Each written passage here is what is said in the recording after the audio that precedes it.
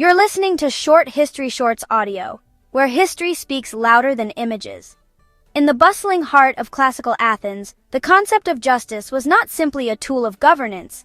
It was an integral part of the city's identity, woven deeply into the fabric of its democracy and daily life.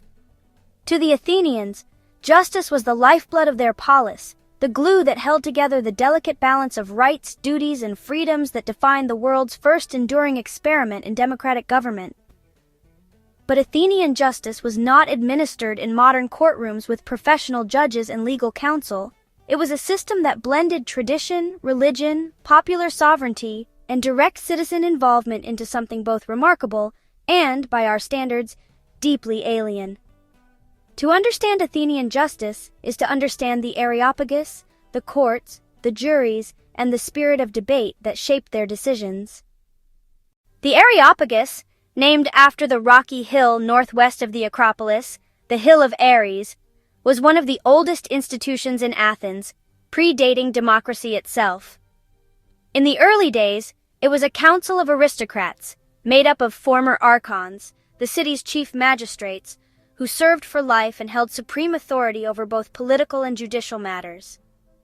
The Areopagus guarded the laws, oversaw the conduct of citizens, and held jurisdiction over the gravest crimes, particularly murder, arson, and religious impiety. It was also the moral guardian of the city, empowered to investigate corruption, enforce traditional values, and protect sacred sites. In its earliest form, the Areopagus was a bastion of oligarchic power. Yet as Athens transitioned toward democracy in the 6th and 5th centuries BC, its role changed dramatically.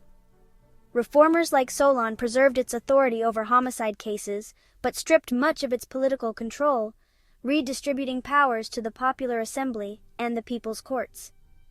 By the time of Pericles, the Areopagus had been transformed from the city's ruling council into a specialized judicial body with a more limited but still prestigious role. Still, its influence lingered. When serious crime shook Athens, it was to the Areopagus that citizens often turned for final judgment.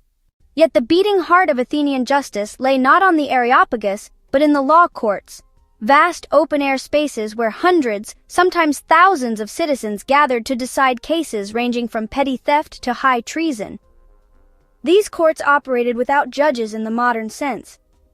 There were magistrates, elected or chosen by lot, who managed the proceedings, but the ultimate verdict lay in the hands of the jury, a body of ordinary male citizens over 30 years old, chosen by lottery for each case.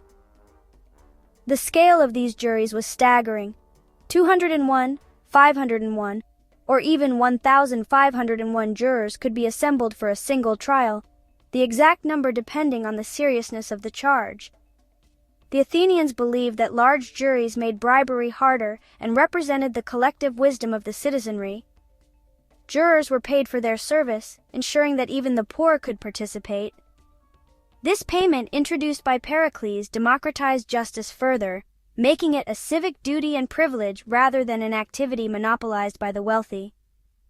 Trials in Athens were swift, often completed in a single day. There were no lawyers as we know them. Litigants represented themselves, delivering speeches they had often written with the help of a logographer, a professional speechwriter. Persuasion was the key weapon, and jurors were swayed as much by rhetoric, emotion, and character references as by hard evidence. Witnesses, oaths, and public records were part of the process, but forensic techniques were virtually non-existent. Cases were argued before the entire jury, which listened without interruption until both sides had spoken. The jurors then voted immediately, dropping bronze discs, pierced for guilty, solid for not guilty, into urns. The majority decided the verdict, and no appeals were possible. Justice was direct, final, and inescapable. The Athenians valued this immediacy, seeing it as an expression of the people's sovereignty. Yet the system was not without its flaws. The lack of professional judges and the reliance on mass juries made verdicts susceptible to oratory skill, charisma, and popular sentiment. A skilled speaker could rouse the crowd to anger or pity, and political factions often used the courts to settle scores. Even so, Athenians saw this openness as a virtue. Justice was not the preserve of a legal elite, but a shared responsibility. and the courts became arenas where citizens actively shaped the moral and political life of the city. The laws themselves were central to this system, and Athens was proud of having written laws accessible to all. The reforms of Draco and Solon had codified rules for criminal and civil conduct, posted publicly so that ignorance could not be claimed as an excuse. Solon, in particular, softened some of Draco's notoriously harsh penalties and introduced legal innovations, like allowing any citizen to bring a public suit for crimes against the community. This created a society where legal action was a tool of civic engagement, not just personal redress. The Athenians distinguished between public and private cases. Private suits addressed personal disputes like property or contract disagreements, while public cases dealt with offenses against the state, such as corruption, treason, or impiety. The penalties varied widely: fines, public shaming, exile, or even death. But in every instance, the community's judgment was paramount. One of the most striking aspects of Athenian justice was its religious dimension. Oaths sworn before the gods carried immense weight, and perjury was both a legal and spiritual offense. Trials for homicide were conducted in different sacred locations depending on the nature of the killing, reflecting the belief that certain crimes polluted the city and required ritual purification. The Areopagus itself heard murder trials under the open sky so that the pollution of blood guilt would not taint the court. Religious festivals were sometimes occasions for legal announcements or pardons, blending civic and sacred life in a way that kept justice under divine watch.